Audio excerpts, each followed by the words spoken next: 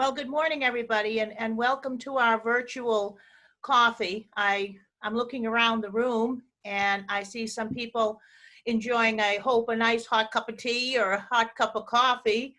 Unfortunately, I couldn't put on the kettle and bring up a few things from the calf this morning, so we'll have to make do with what we have. It's good to get together.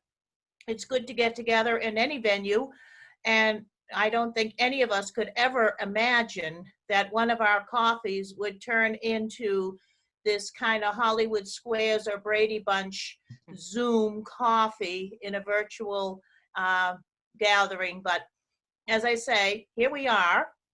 And it's great to, as I say, get together, share some time, and look ahead. And I think probably the last statement is the most important, to be optimistic as we look ahead.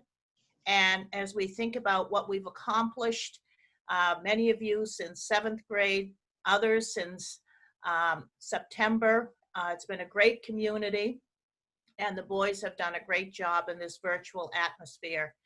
And the point of today is transition, moving from one place to another. And we've certainly moved from our physical world to our virtual, and we did that quite well. And I'd like to keep up some of the customs that we always do when we have our coffees, because a lot of people that are in the room with us are folks that have attended the coffees off and on, many times in Donahue Hall or the gym or wherever our venue was. And we have the custom always of starting our coffees with a prayer. And we always did the 3 Hail Marys in 3 different languages. And probably, given the point of life we're in, a little prayer wouldn't do any of us any harm. So the first one, we'll say a Hail Mary in Irish, and that'll be in honor of Edmund Rice, whose feast day we celebrated on May 5th. And also to think about all the members of the Rice community around the world, all the different countries, and all the different people that are sharing the same pandemic that we are. So we'll start, and then her agus an vic agus an spirit neve, amen. She the bear with it, talon the grasta, tan chair in the lat, is barely huidjum raw, agus is barely tara the ranisa. And the widow a waher jay, we are in the packy, anish agus et uid armosh. And our next prayer, Hail Mary, I'll say in Spanish. If you have your own language, any ethnic language, you can say it. I didn't see too many lips moving for the Irish Hail Mary, but that's often the case. Maybe Mrs. Burke should have said it. I don't know, but that's a possibility. In Spanish, let's think of all the various ethnic communities that are suffering disproportionately probably in this pandemic. The Latino community, the African American communities, the Native American communities, the veterans, the elderly, all of those that are really, really being tried and put to the test in this situation. Dios te salve Maria, llena eres de gracia. Sorry, I had a message come in here on the right and it distracted me. Can't do it. Dios te salve Maria, llena eres de gracia. El Señor es contigo. Bendita tú eres entre todas las mujeres, y bendito con el fruto vientre Jesús. Santa María, Madre de Dios, ruega por nosotros pecadores, ahora y en la hora de nuestra muerte. Amen. And finally, in English, during the month of May, Mary's month, in grateful appreciation for our health, for the fact that we're able to gather, for our community, and for all who are working so hard in our community to recover and who are regaining their health, and for those who are working so hard to keep us well. Hail Mary, full of grace, the Lord is with thee. Blessed art thou among women, and blessed is the fruit of thy womb, Jesus. Holy Mary, Mother of God, pray for us sinners, now and at the hour of our death. Amen. In the name of the Father, Son, Holy Spirit, amen. We're officially open for business. So, as we look ahead, I have to say, for our 8th grade families, the 8th graders as a group, did pretty well transitioning on St. Patrick's Day into this new learning environment. I have to give the teachers an awful lot of credit. They worked hard prior to. So the kids were used to working with their teachers. They were used to their teachers' routines. They were used to their teachers' expectations. And especially in 8th grade, they were used to working with teams, that platform that they're using now in remote learning in addition to Zoom. They had used it through the year in their English classes. They had used it through those that were involved in the hockey program. So they were used to that. That was a big, big plus for them to step into that and have a little background. In addition, all the other teachers, the science, the theology, the social studies in particular, through the year, they had worked with the kids on doing online research, online work of various kinds. So the kids had a basis, and that was a lot going in. And we've been keeping up in a virtual world, the staff, guidance in particular, administration, all of us together have been trying to keep up the day-to-day like we do in Donahue Hall. Teachers contact me and I contact parents, and teachers contact children and other teachers and so forth. So we've been trying to keep it going to the best of our ability. And this morning we have a lot of our current families with us, and an invitation was also extended to our incoming families, current 8th graders from outside who are moving to our 9th grade as well. And to all of you that are in the audience this morning, I wish you a warm welcome. You're in a wonderful group of people, and anything that the top row here can do for you going forward, we will be more than happy to help you along with the admissions department. And that's a key thing in this process for our newcomers. Admissions and guidance are working together to ease your entry into the school. For our current families, guidance at CM is 7 through 12. And what I do with my colleagues in the middle school is entirely different to what the people in the high school do. And so it should be. We have them in shape to be successful in the high school. And this year, the 2 top students in the school, 2 top graduates, are both boys that came through the middle school. That's often the case, that success starts in the middle. It does. It has. And that's really something that the staff deserve credit for, because they're well prepared transitioning to the high school. And then they're gathered up by the guidance folks in the high school, and we work together. It's seamless, really. There's no difference. And I always say to the kids, you know, don't worry, I can cross to 235 Baker Street just as easy as anybody else and chase you down. And I always issue the invitation of homework club being available even to 11th graders when I see them in the CAF, and, you know, things like that. So we work seamlessly together.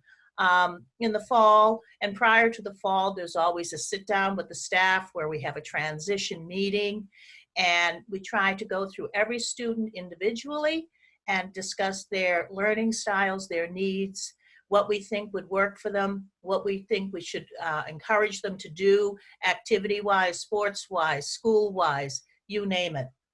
And what was nice this year is that prior to closing, back on March 12th, I think it was, a Thursday, the members of the guidance department came across to Donahue Hall and helped me with the kids to get the course selections entered into the computer. Thank God we got that done before all of this started.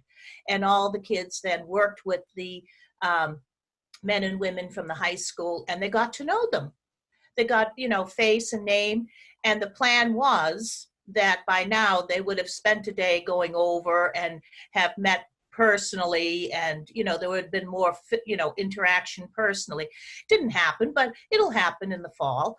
And but they do know the names, they know the faces, they know where their offices are. That's a lot. That's a lot right there. And with the schedule, I'll just make a quick mention of that. It's underway. The process is starting. Right now, the school is involved in finishing up with the seniors and the senior grades and all of that in the system. Parallel to that, the schedule, it will be starting. And what we need to remember, for those of you that were here last year, it didn't take too much to move from 7 to 8. But when you're moving from 8 to 9, you have to think that you're meshing people from inside the school with new students coming out. That's another piece we didn't have before, really, on a large scale.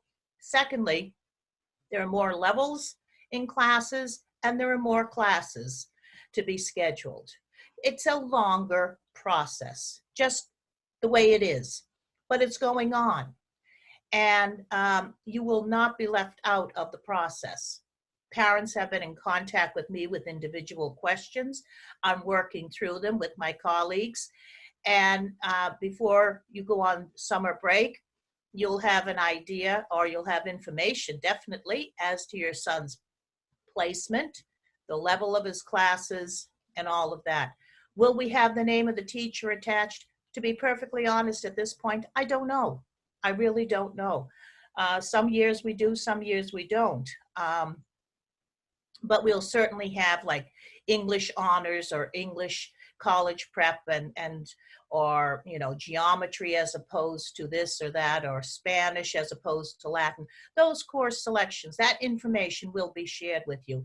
And you're not out in the cold on this, nor should you be, because it is a collaboration, and especially with the youngest students, they need guidance in everything. And, you know, as you know from dealing with me, everything has to go through home in the 7th and 8th grade. And I think that's what's going to be the big difference now for you all, especially for those of you that are putting a boy into high school for the first time. You'll be separating out. More will be put on him, and it should be, and more will be put on him from the guidance department. They'll be asking him to step up a little bit more, take responsibility, but always know the safety net is there, but it's not quite as obvious. In the middle, you know, the teachers, myself, and you, we work together. We tell them, because as I always say, they don't know what they don't know. And it's true at that age. Now we have them prepared to go, and we're always, you know, looking ahead. And at this point, the year's winding down. There are projects going on in many of the classes, books being finished. In theology, I know there's a book that's they've been working on for a while, and that's wrapping up. English and civics are working together on a very timely project, a public service announcement that relates to this pandemic. And that's a big deal.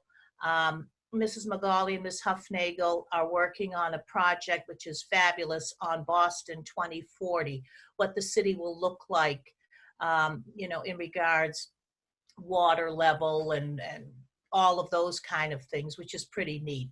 Critical Making and Art are working on things, and God bless you, projects, when they go on, we all know, I don't care if it's a virtual world or a real world, the whole house is involved.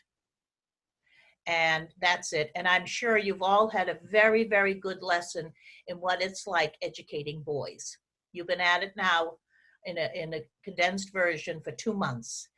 And I'm sure you see the difference between your daughters who go in their room and do their work and write things down and take things seriously, and the boys that you're dragging out of bed, telling them to look good, get their stuff, and follow what's going on. And that's the difference. That's why they're here. And that's what we're used to. And really, they haven't changed much in the virtual world. They're consistent. They're consistent in what they do and what they don't do. The only thing is that we're trying to track them in a different way. But, you know, you can see the difference in educating boys and as opposed to the girls. It's very noticeable. And I'm sure that you've seen it very, very clearly at home. So now just to move on, We'll have questions. It'll be an open forum.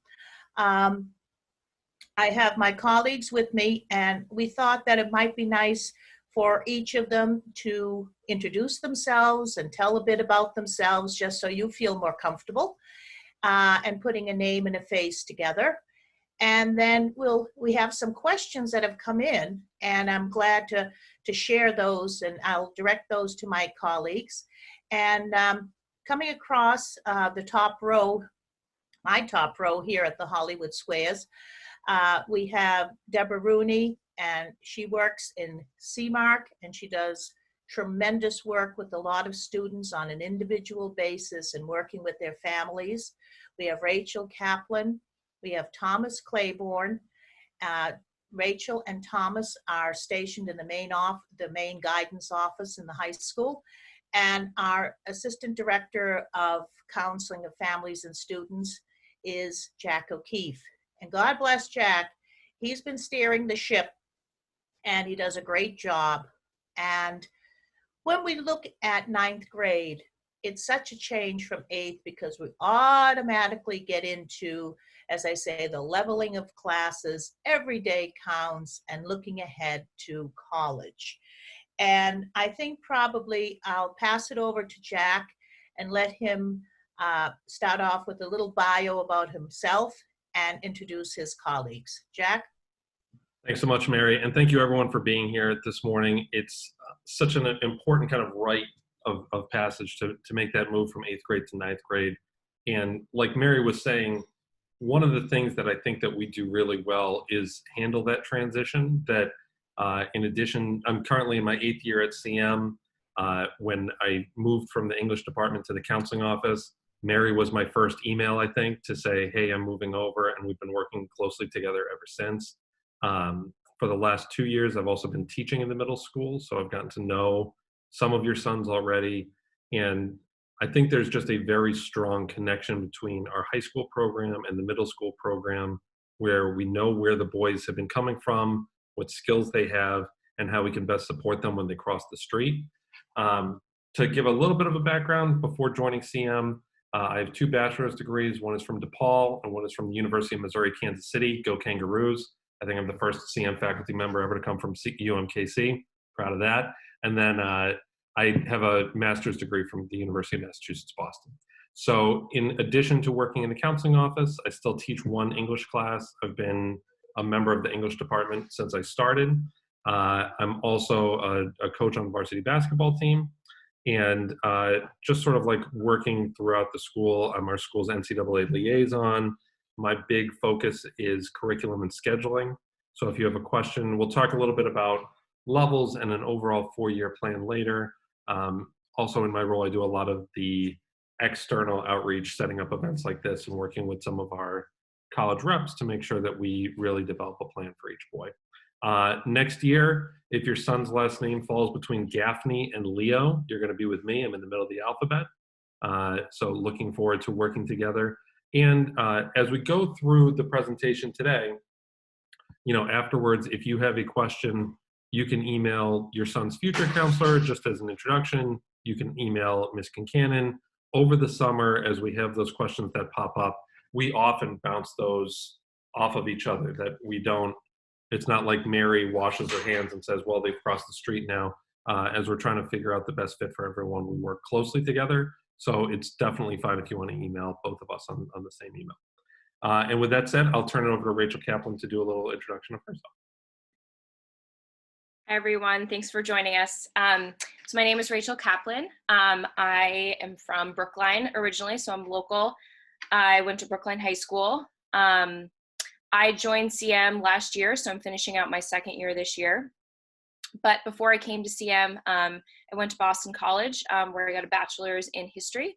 After Boston College, I decided to commit myself to a year of service. So I served with City or Boston, and I served at the Deborah McCormick School in Dorchester, Massachusetts, which was a wonderful experience.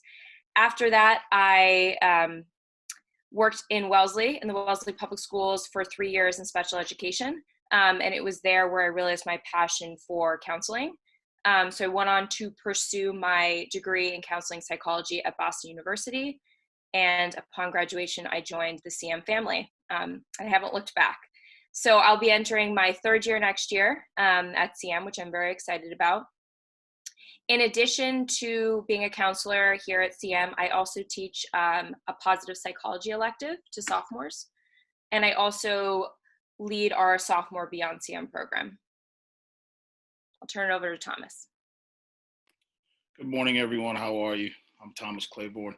I will be servicing students from McKinnon to Way. This is my first year at CM. It's an awesome place. I love it wholeheartedly. It's been a great transition. Before coming to CM, I was working at Wellesley High School, my alma mater. I graduated in the class of 06. I had a blessing to be able to go to Boston College on a full scholarship, and then a little short stint after that to play in the NFL. And then I went back into education by going back to Wellesley to work and do my guidance internship there. Graduated with my Master's of Counseling from UMass Boston. And then I came back on board with, I came on board with CM. Jack O'Keefe reached out to me and presented me with an opportunity that I couldn't say no to. So I'm here now. I also will be working with the advisory program. We'll speak a little bit more about the advisory program as we get in, but I'll be working closely with the freshman boys as they come in through the advisory program with the help and the backing of the rest of the team here. And I also coach varsity football. I may know some of you guys as boys. I've been coaching with the middle school football this year, so I had a chance to actually get to see some little faces scampering around. So it's awesome to be here. We thank you guys for coming, and I appreciate it. Hi, everyone. Good morning. My name is Deb Rooney, and I was lucky enough to join the CM team with Rachel. So I too am finishing up my second year. And prior to working at Catholic Memorial, I worked at Belmont Hill for 10 years in academic support, working with those boys. And then for years I've been teaching. I have been working at various other independent schools in the Boston area. I also am certified in Norton Gillingham for Mass General and work for Mass General as a supervisor. Have a master's in education and just love teaching, and especially with the boys. They make it very fun. But my role at Catholic Memorial is I'm the director of the academic support, which is CMARC, and it is located in the high school. However, I work with the boys, all of the boys. So there is some 7th graders that I have right now that I'm keeping in touch with as we are all online, and as well as some 8th graders and boys in the high school. So it's great, and constant support for the kids, constant communication among everybody. So I think that's what makes it very unique, very special for all of us, and especially your sons. Our goal with everybody here today is really to help the boys achieve success in all areas. And it's really a special place. I'm glad you're here. Deb, a lot of our 8th graders, or a number of them, know you already from coming in and out of Donahue Hall and working with them in CMARC for different things. Yeah. You've bailed out a lot of hombres on projects and different last minute things. You're always a good go-to for a print in the morning, you name it, any of those basics. But now as freshmen, what kind of formal supports do you anticipate having in place for our freshmen? Well, there's different levels of support. So when the boys come in freshman year, there are some boys that had received more support than others. So we kind of tier them. But a lot of times it starts out with some boys, it's recommended they start right from the get-go, that they're in small groups, that's where they are during their study hall on a very consistent basis.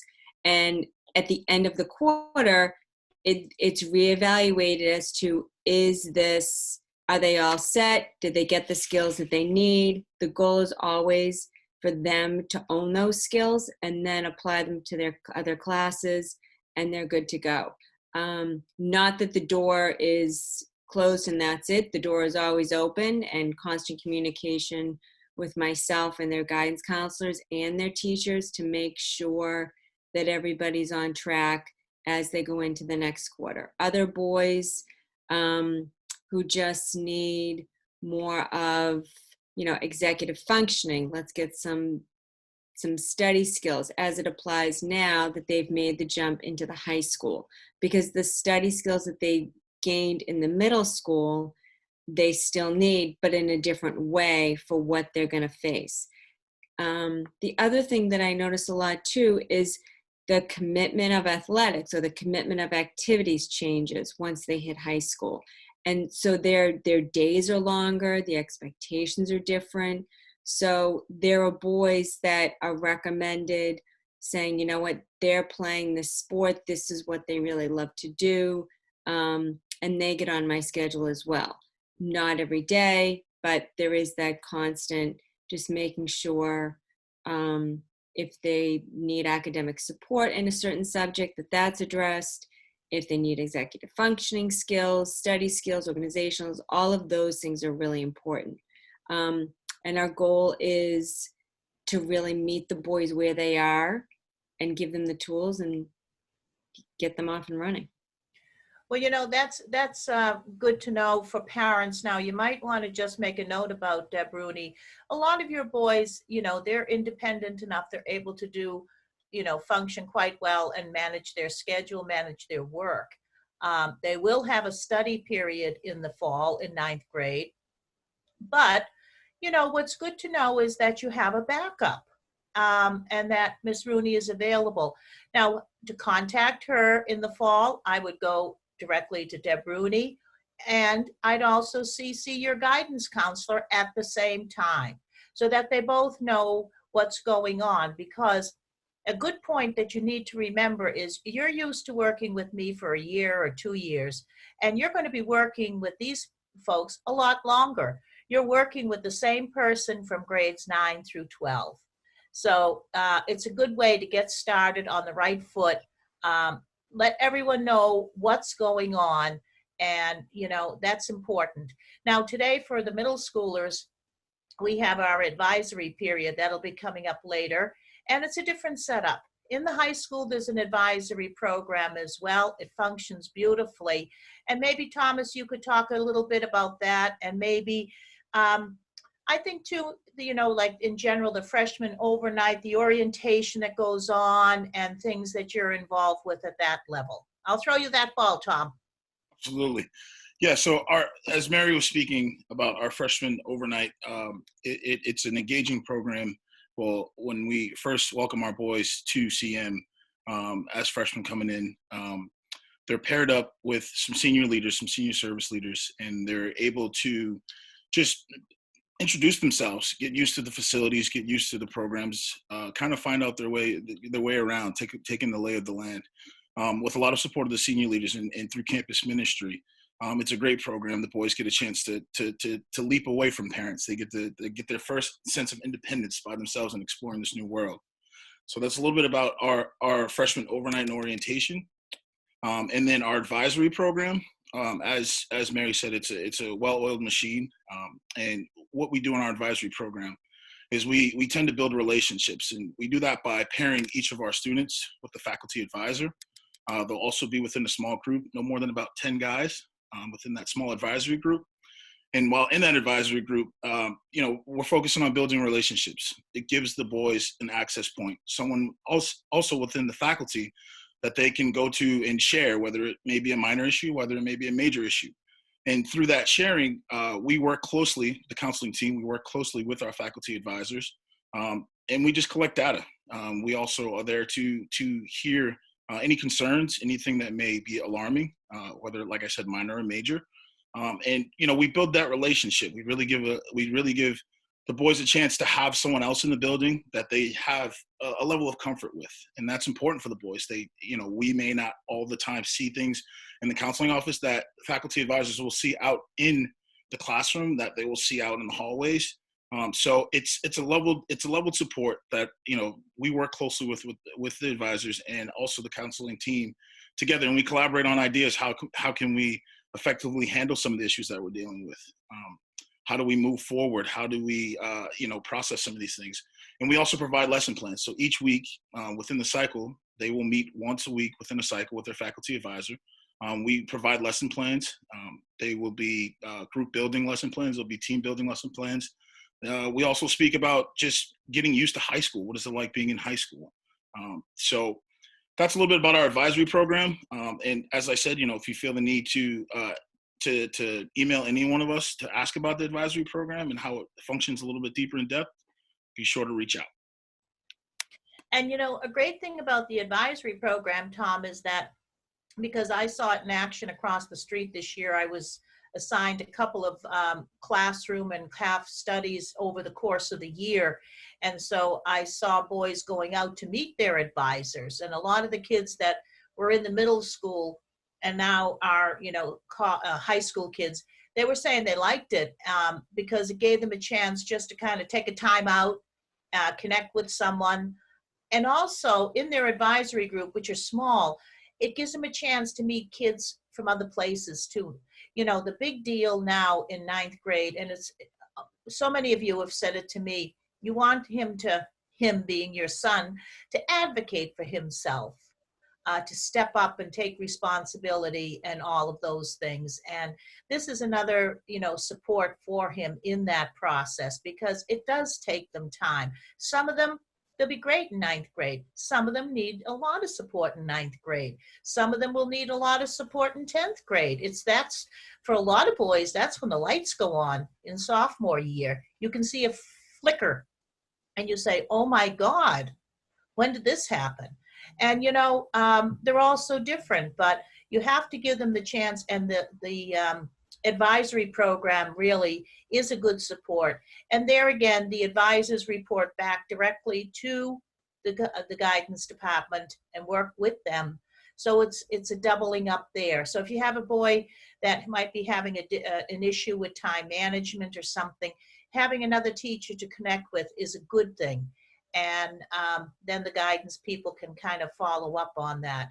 But in addition to that, Rachel, we have a big college piece and a big program called BeyondYum, which has been extremely successful. And, how does that work for parents, the BeyondYum? Let's talk about that for a minute. Yeah, so Mary, you mentioned now that the lights are on in your sophomore year. You've survived your freshman year. It's a year of transition. We launch into our Sophomore BeyondYum program. And I want to talk a little bit about the differences between the sophomore program and the junior program, because they do look different. Sophomores, they're 15, they're 16 years old. They, just finally found their footing. But we're starting to reflect on what went well and what didn't go well freshman year. Did I get involved in enough clubs? Did I try out for the sport I wanted to try out for?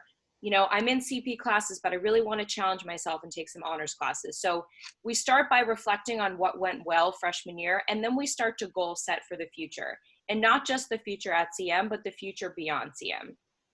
And I know, as crazy as it sounds to ask 15 and 16-year-olds to do that, we think it's important to start thinking about the things that students enjoy, the things that they value, so they can kind of start to discern who they are as a whole person and the things that they care about. So we talk about goal setting. We don't do a super deep dive into college at that point, but we start to take some burning questions about SATs, PSATs. We'll talk about exam prep. And then we do talk about sort of how to make the most of the summer and how to make the most of your sophomore year in general, because that's when stuff really starts to feel like it's getting real. Junior year is when we start to do that deep dive. And we'll really start to work closely with juniors in the late winter and early spring. So that's when counselors will start to go in to your son's theology classroom, and we will co-teach a series of sessions on the counseling process. Mike Schell, our director of enrollment management and the director who kind of oversees our program, has this cheesy phrase that getting in starts with within. And as cheesy as that sounds, we truly believe that to be true. So during the series of lessons, we ask students to engage in a series of reflective exercises, think about the things that they value, think about the things that interest them. And we do these on a small group, individual, and whole class level. We also ask them to think about what they're looking for beyond CM. You know, most students will go on to college, but maybe that's not the right choice for every student. What are they interested in studying? Maybe they don't know yet, but let's reflect on the classes they enjoy right now. And then finally, this culminates in a discernment paper where they're asked to reflect on Father Heim's 3 questions. So what brings me joy? What are my gifts and talents? And how can I use these gifts and talents in service to others? It's a wonderful experience. It's a time for students to really dig deep and think about the things that they care about and who they really are. And it's a very holistic and collaborative process. And just to speak a little bit about the process of college counseling, working with families and working with students, we do believe that it is a collaborative process. We work together. Right now, we're working on list building for our juniors, and we meet as a whole counseling department to look at every individual student. We'll meet with families individually to talk about what a student is looking for in a school, and then we'll put our heads together to provide a list of schools that is the right fit for students. And as they go into their junior year, as they go into the summer of their junior year, they have a working list that they can play with over the summer. They can look into those schools, and then they can come back and hopefully have narrowed down that list so they're not applying to 27 schools, and that they're ready to go, because the fall of their senior year is going to be crazy. So we try to do as much as we can on the front end to save them that stress down the road. You know, one thing that families should know, and I'll throw this out to Rachel and Jack, is that while we're in this setup now of a virtual school or remote learning, whatever the term is, that we've had college reps come in and they've held webinars for our students. And Jack, I know you've been working a lot on that, and all of you have, but would one of you like to share with the parents what the program has been and how successful it's been, what you've offered so far?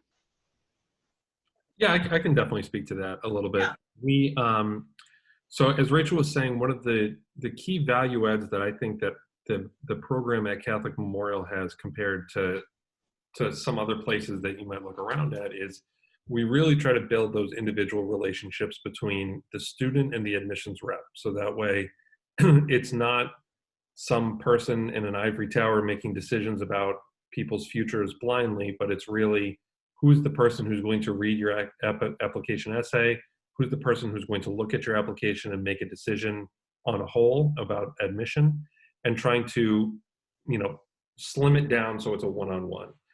In this moment, understandably, I think there are a lot of high schools that have responded by kind of taking a step back, and we've moved forward. So far, we've had 35 individual rep visits come to campus.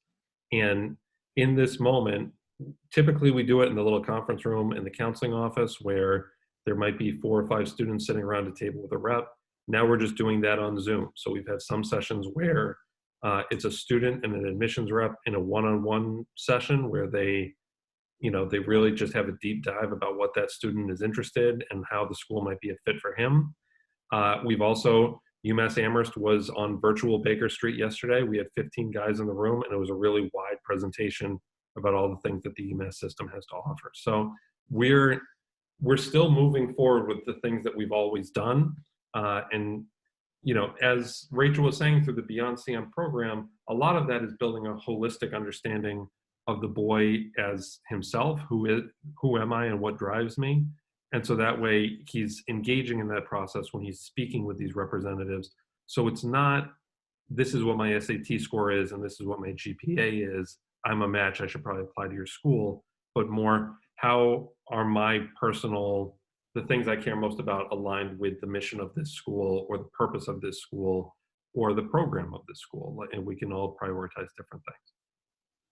It's really an ongoing developmental process. It's not a one size fits all. And that's the the beauty of working with one counselor from grade 9 on, because you get to know that student, they get to know you, and you get to know their interests and their strengths, their areas that need improvement, their family, the whole picture.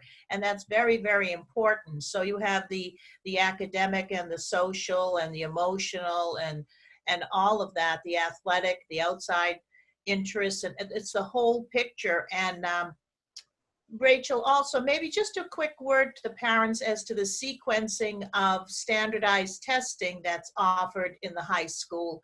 I know that Vice Principal Gloria Riley tends to coordinate that, and she's not present at this meeting, but maybe just to give parents an outline as to, especially those that might be going to high school for the first time.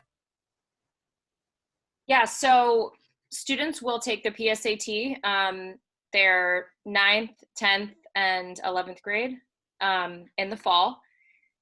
And then they'll work, so if a student has accommodations like an IEP or a 504, they'll work with Ms. Riley to appeal to the College Board to see that if they can gain accommodations on the test. So if your son typically gets extra time and they have an updated neuropsych or IEP or 504, that's something that you would connect with Ms. Riley about, and she would move forward with that piece. As for the SAT, I know it's kind of crazy right now, but typically we encourage juniors to take the SAT for the first time in the winter or the spring of their junior year. We ask students to take the SAT or the ACT up to 3 times, no more than that. Studies just show that you don't really improve your score too much beyond that, and you kind of lose your sanity in the process. So we'll encourage students to take 3 SATs or ACTs, and hopefully they'll take one in the spring of their junior year, they'll take one over the summer, and then maybe they'll take one in the early fall. We always encourage students to take practice tests, so we don't have a magical crystal ball to say your son's going to do better in the ACT or your son's going to do better in the SAT. There's so many free resources available. You will definitely get more comfortable with College Board, which is the company that administers the SAT. They have a fantastic program that some of you guys might already have used, which is Khan Academy, which not only helps students prepare in their academic classes, but also helps them prepare for the SAT. And they have a wonderful feature where you can actually link your PSAT scores to the Khan Academy, and they'll give you questions that you got wrong. They'll repopulate questions just like that, so you can continue to work on them so that you don't continue to get them wrong in the future.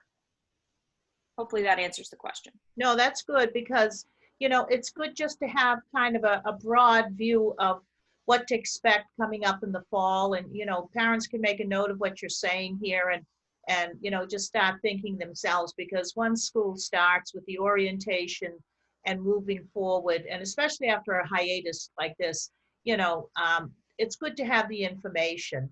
And speaking of the hiatus, Tom, there's going to be so many athletes that are chomping at the bit just to get back to school, back to sports. You know, you think of, you know, sports, and we'll see how it goes, but, you know, sports like football, soccer, hockey, all of them really, basketball. I don't want to get Mr. St. Martin and Mr. Higgins upset by leaving out basketball. And all the others, lacrosse and all of them. It's a big time commitment, big time commitment. What kind of supports do you offer with the athletic department in general?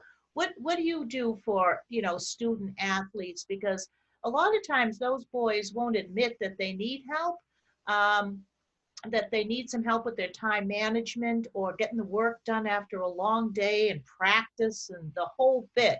How do you take some of that stress off at home? Yeah, one of the important things is you know, we stay in contact with most of the coaches. Most of our coaches are on our faculty. I think CM does a really great job of that, of employing coaches who are in the hallways with the boys, who are seeing the boys throughout the day, who are helping the boys in a time of need. One of the biggest things that I would say is exactly what you said, Mary, is working on time management, setting up a schedule, being able to juggle all the different things that come at you. It's really important in that freshman year because there's a lot of things that are coming at you, and it takes some time for them to get some footing on the ground especially for the boys who go into fall sports. It's learning how to juggle everything. It's important to have those conversations with your boys to find out, how can you support them? Whether it may be something small as, Mom, I need you to just make sure you pack lunch for me, please, because I need a snack after school right before I go to practice. Like I said, we're in contact with a lot of the coaches. The coaches do a really good job of bringing any issues forward to administration, to faculty, to counseling, if they need some support. We do monitor their grades as they're progressing through that sport for that season. And it also ties into what Deb Rooney does. We will pair the boys up with Deb Rooney if they're struggling a bit, or if they just feel like they need some extra help. We do a lot of communication with the coaches to say, hey, can we excuse these 5 boys for practice for the first 10, 15 minutes to meet with Deb after school, just to make sure that their activity planner and that their homework planner is set for the day. So I think, it speaks a lot to what Deb does in that support, that level of support there as well. But yeah, we do stay in constant contact with the boys while they're in season, helping them out, just trying to take some of the stress off of them. So that's why we encourage our boys to reach out to us. Like I tell all my boys, help me help you. If you help me, I can help you, but you have to come to me and bring it to me so I can go through the ranks and figure out how we are, able to help you out. So I would say that's one of the biggest things is just time management, working on a nice schedule that is fitting and is decent for you to deal with throughout the day. Thomas, I'd like to add to that I think CM does a great job with boys, because freshman year, if they play, I'm just going to throw out football, say they play freshman football, that's a different level of commitment. Or if they then all of a sudden mid-season, they get pulled up to the varsity, or sophomore year or junior year, no matter what sport it is, all of a sudden for basketball, hockey, lacrosse, that if they do have the opportunity to play at a higher level, more challenging level, or they play club sports outside, that whole, the part that changes is really their schedule, and they're tired. So we all are so aware of what the schedule is like at CM and what the level of commitments are. If it's the first time they take midterms, it's the first time that they take any of these bigger exams. So not only do they have that adjustment, which information is always provided to the boys, I put together a program for the kids for exam prep, almost like a to-do list, which they love to receive from me. That way everyone knows, and parents are aware too. And I highly encourage parents, a lot of what you see at home, if you talk to your sons and everything is fine, Mom and Dad, it's all under control, I'm good. Those are the standard one-liners. And from someone whose son is now in college, I got it too. And I knew I would find out from his sister what was going on. So I think there's a lot of, if you do see things at home, if you do feel like you need some sort of support, emails are great, constant communication, so that everybody's fully aware about what's going on. And it's not uncommon for when I work with the boys on all the different levels based upon what they individually need or they need as a group, whether it's subject-based or skill-based, everyone has their own need. It's making sure the parents are aware about what was said to your son so that there's no miscommunication about what's going on. And I know the counselors do a great job, and Mary, you do a great job all the time through the middle school. So I think it's just parents just to be reassured that still continues. And I think that's important. We do want the boys to advocate more for themselves, but that takes time, and that may not even hit the ground running, like Rachel commented on. It could be after Christmas sophomore year. You just never know. As long as they eventually do, then it's all good. Absolutely. And another huge thing in high school, we can waffle a bit in middle school on certain things, but in high school, it's pretty cut and dry when it comes to rules and regulations in and around eligibility. There's no waffle room. So the boys have to do it. And that's a bitter pill for a lot of them. The other part that comes into high school are cuts in athletics and stuff like that. And that's tough. Then you have kids that are involved with the play and with the forensics program and all the other things that take up so much time. Now, it's great to have them involved because a busy boy is a happy boy and a happy boy is a productive boy, and we know that. But, you know, they do get tired and they do get cranky around the end of September and into October when everything starts kind of hitting the fan and they're looking at the grades. So availing of, you know, these supports is a really, really good thing. And I was just thinking, Jack, before we conclude, and I'll mention to parents, you know, we'll be finishing off in about 5 minutes or so. If you have a specific question that hasn't been addressed, just type it in the chat. And if we can get to it, we will. And if we can't, then we'll get back to you. But Jack, for our parents now that are in 8th grade, so they take a look at their son's schedule, not schedule, but course selections. And some kids are in honors, some kids are mixed, and some parents want their sons placed in honors classes and are wondering why they haven't been, and all of that. And it's understandable. But what would be the case or the scenario for students that, you know, say, didn't make the cut for honors in 9th grade? Does that hold them back significantly? Or how do you progress through the curriculum and how do you move yourself forward? And what can you achieve if you enter at the college prep level in 9th grade? That's a great question, Mary. And I understand why that could be a point of stress or tension as a parent as you're working with your son. And one thing I think that we do really well at Catholic Memorial is that and again, you know, we're talking about Mike Shell-isms, and one of the things that he says is there are many pathways to success as boys who come here, that the knowledge that Mary was talking about working with middle school boys earlier, that exists in the high school too, and it exists all the way up through college admissions representatives who understand that for a lot of boys, sometimes you start slow, or sometimes if you're not taking honors classes next year, that doesn't mean that you're not on a college going track. And if you're not in an honors class as a freshman, what that actually opens up is when we're talking about Beyond CM, or we're talking about that holistic growth and meeting with representatives, part of that is how did I grow and change as a student over my time?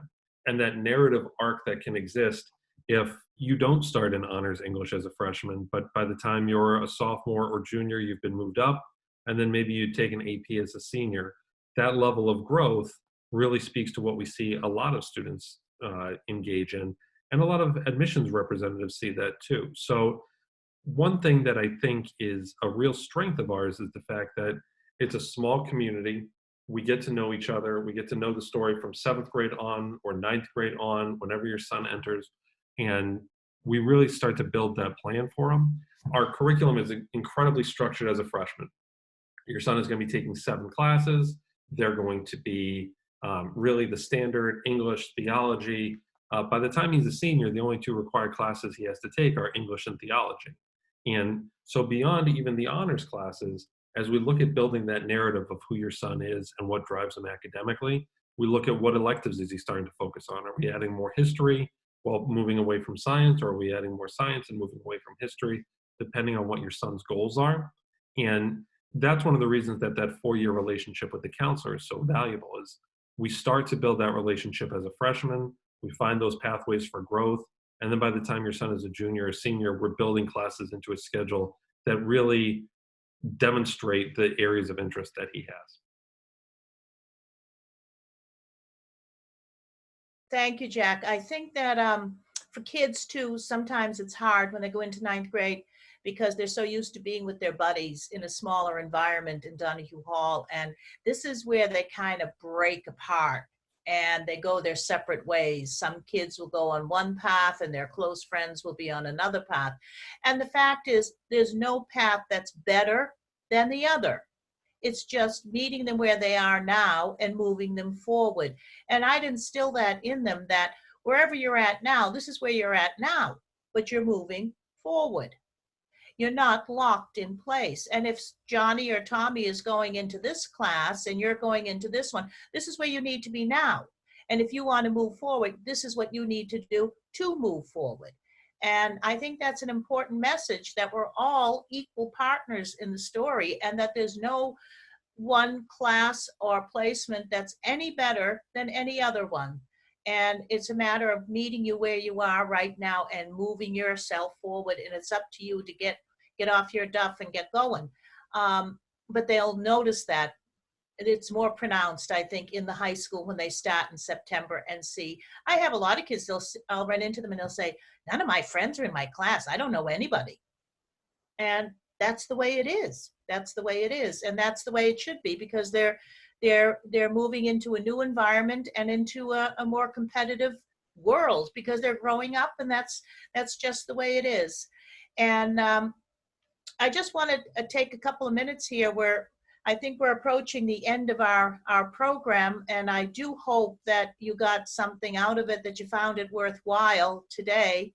For parents of our new 8th grade, our new parents coming in for 9th grade from outside, I hope you can find this beneficial. And as I said, if we can help in any way, anyone on the top tier here, we're available, and go through admissions and they'll steer you in the right direction. For our current families, today there's a no class day. The teachers are available for their office hours this morning. So if you have a son that you think should connect with the teacher, they're starting at 9 o'clock. And I see Mrs. Messenger here, so she'll be skedaddling shortly to deal with, I think, theology, if I'm not mistaken, at 9 o'clock. So if you feel a teacher needs to hear from you, or if your son should, then by all means steer them in the right direction. Then they'll be meeting with their advisor around midday. And then the other thing is, check the schedule for next week and upcoming weeks. There's a webinar with Mr. Palm, Mr. Durazo, and myself next Wednesday, the 19th. That's for 7th and 8th grade parents, kind of dealing with end of year stuff for the middle school. And I'd like to thank you all, thank my colleagues, Deb, Rachel, Tom, and Jack, for joining us at our coffee this morning. It was nice of you to drop by, and enjoyed meeting with you. And I'd like to take this opportunity, I don't think I'll have the opportunity again, to address our parents, and thank you very, very much for working with me and with our teachers through 7th grade and 8th grade. It's been a pleasure. We've had a lot of interesting conversations in Donahue Hall that'll go in the book, and under the heading of "You Can't Make It Up," and we all know what I'm talking about on that one. And it's been a pleasure. I thank you for your support. Hope you all stay well. That's the main thing. We'll get together sometime and we'll share a nice hot cup of coffee. All right. Thank you so much for coming, and have a wonderful day. Thank you, guys. Thanks, Bye-bye. everyone. Bye-bye now.